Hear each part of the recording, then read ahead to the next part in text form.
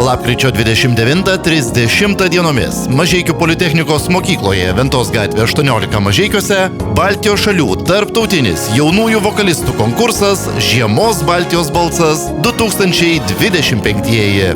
Dalyvauja jaunieji atlikėjai iš Suomijos, Estijos, Latvijos, Lenkijos ir Lietuvos. Konkurso organizatoriai – Mažeikių vaikų ir jaunimo daugiafunkcis centras, visuomeninė organizacija Lietučiukės. Konkurso partneris – Mažeikių Politechnikos mokykla, generalinis rėmėjas – Mažeikių rajono savivaldybė, pagrindinis rėmėjas – akcinė bendrovė Orlen Lietuva.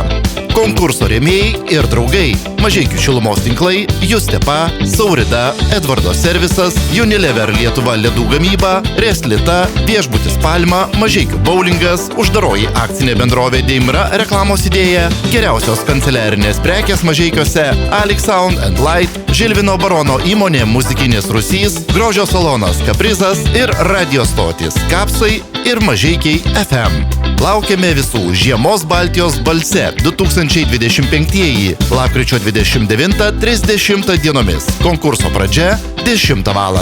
Įėjimas į renginius nemokamas.